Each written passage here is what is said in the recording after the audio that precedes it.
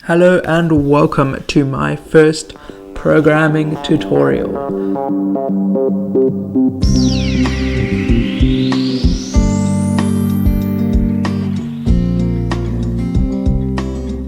An introduction to computer science using the language Python. So, why Python?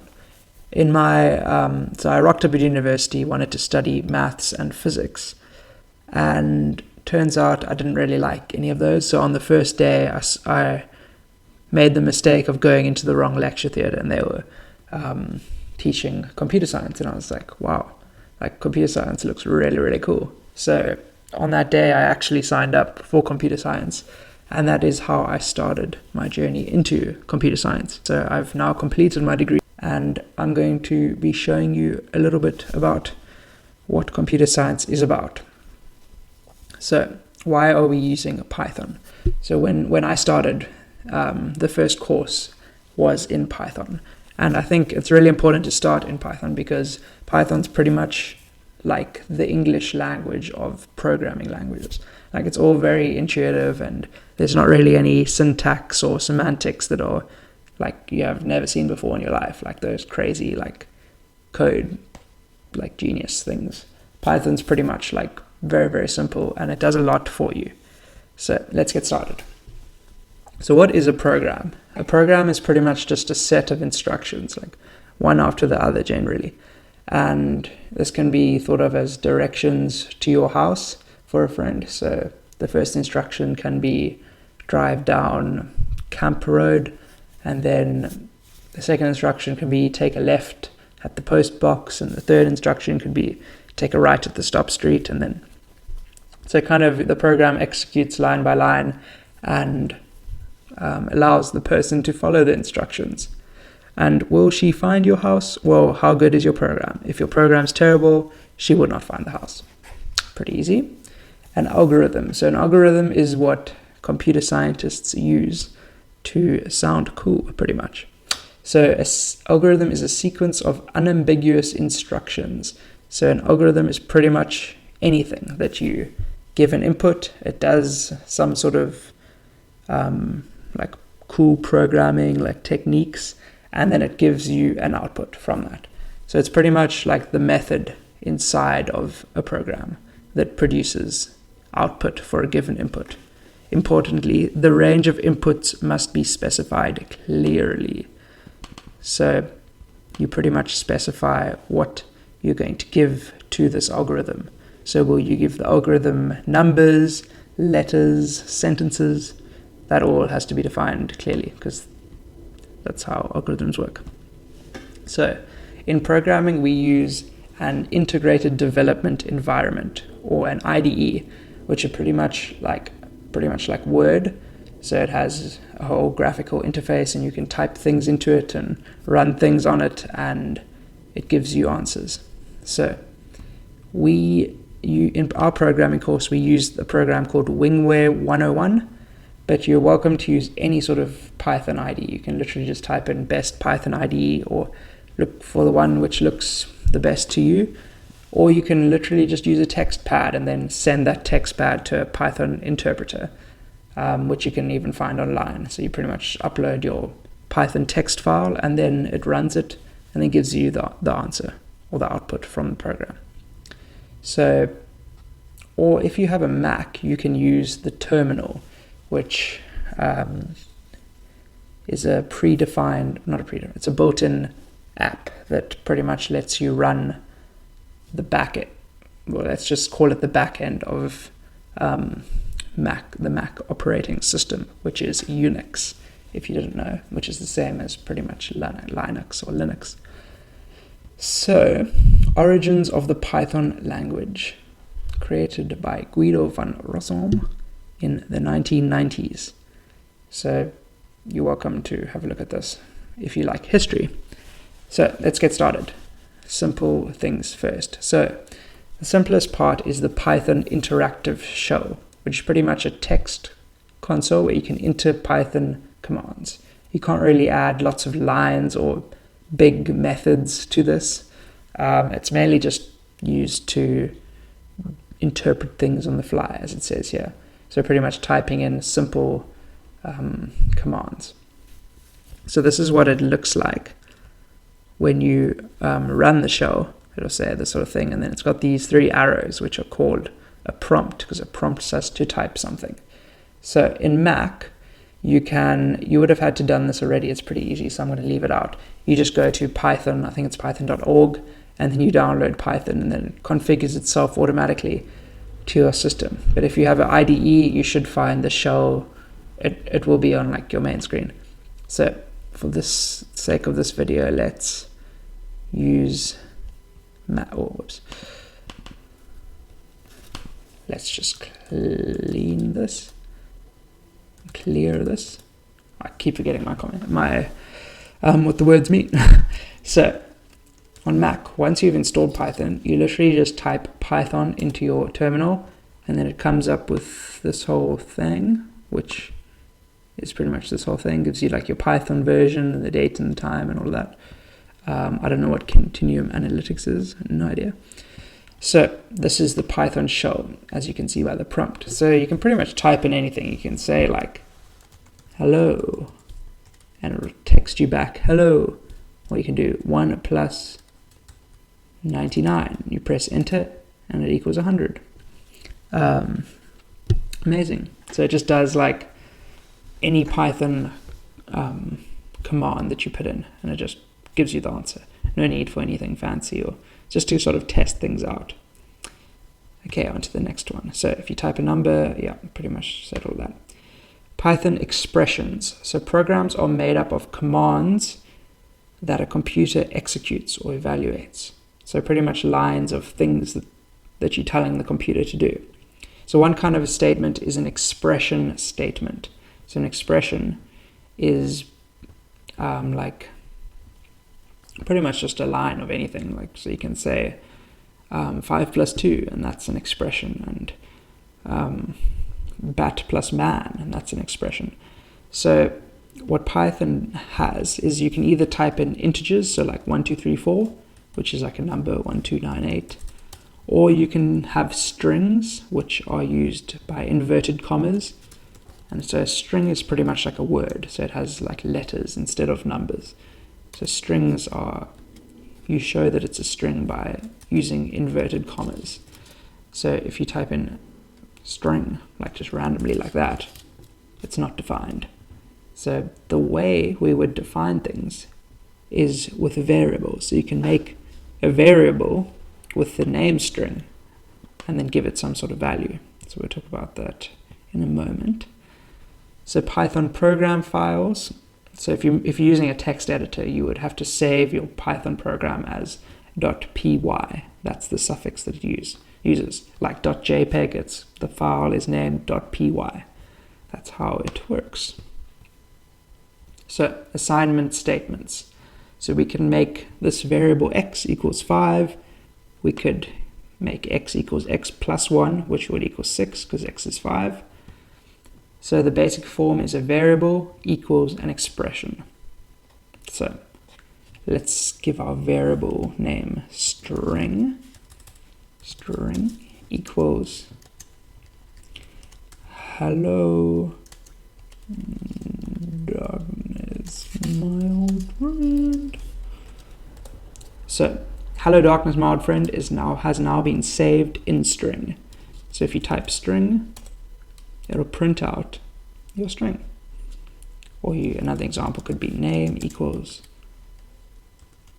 Ilse. And then if you type in name, it prints Ilse. Okay, simple enough, isn't it? So let's look at a checkpoint. So if we name a variable called height and let it equal 1.69, then we have a variable weight equals 71.5. Then if we take weight divided by height times height, it'll give the answer because height and weight have been defined already. So from this Python code, give an example of a variable. So a variable would be height or weight. An assignment statement could either be this whole statement because it has an equals in, so it's assigning that value to height. And then a literal. Literal can just be pretty much a number if you like. I think that's right. Don't quote me on that though. Okay, so sorry, I'm a little bit rusty. So I'm trying to do these tutorials to learn to like remember everything and to teach. So if it's absolutely terrible, welcome to Just Tell Me. So comments. Comments are really important in programming because they're pretty much, you're meant to be documenting what you do as you go along. So if you have like a program that has like thousands of lines of code, it's really good to comment what like pretty much everything does, because if you come back in about a month and you look at your code, you're not going to know what is going on. So it's really nice to comment, and it's also useful for other people who take over your code or mark your code or look at your code. They really like comments. So especially in university, write a shit ton of comments. So for this little block of code here, you would comment at the top an algorithm to calculate body mass index. And then this line, because it's slightly complicated, this line calculates BMI. So that's pretty much what comments do. It's essential to include comments to explain your code. So the first program that you generally do in computer science is called Hello World.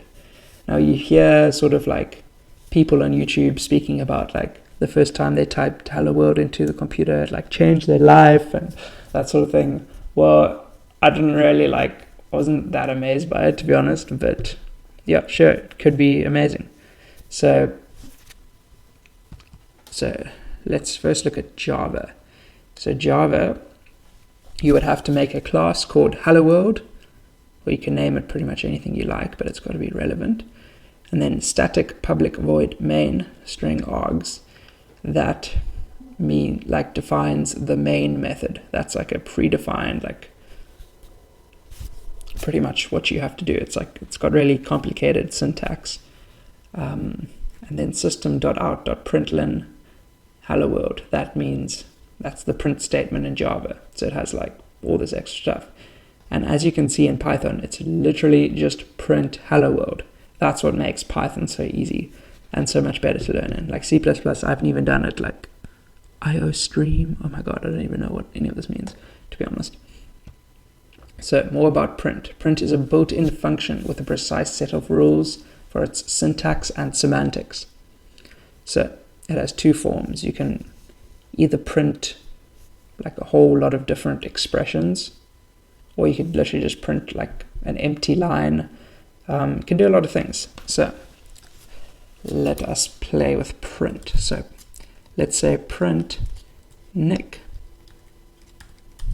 That should return Nick, precisely. So we can say print Nick, comma, is, comma, nice. So what the commas do is the commas pretty much represent a space in each expression. So this is an expression, this is an expression, this is an expression, and then it indicates a space. So it'll say Nick is nice. So if instead of a comma you do plus, it would add them all into one thing. No, Nick is nice. And then another example is you can say 1 plus 2 plus 3. So that would equal 6. Or you can go 1, 2, 3, which would equal 1, 2, 3. So you get the difference. So plus would add the integers together, and it would add the strings together into one. And commas initiate just pretty much mean a space. So it prints each expression out. Okay, so you can add sort of keywords to the print statement. One is end, which means the ending keyword argument. So if you say at the end of this, it would say the values are whatever is in X, whatever is in Y, whatever is in Z. And then ending, you can put like a $sign, and then it'll put a $sign at the end of everything. So let's just show this. 1, 2, 3, and then you can go end $. And then it would end the sequence with $3. Another one is sep, which is separate. So it separates each expression by whichever symbol you put inside the inverted commas. So let's go. So if you change this to sep, let's separate each expression with what is in between these commas. So escape sequences, these are pretty much special characters. I'm sure people have seen this before, like /n, /b, /t, backspace, new line, tab. Those are useful in print statements. So we could say Nick is nice plus new line, which is the special character, second line. So that prints out Nick is nice, and then it sees the new line character, so it jumps to the new line, and then it prints the second line.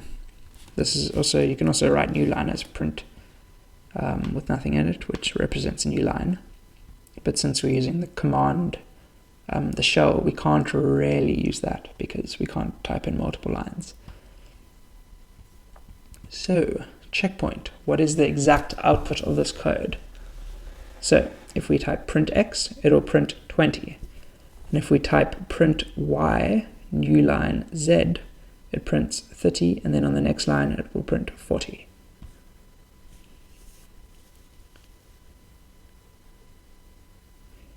Now, input statements.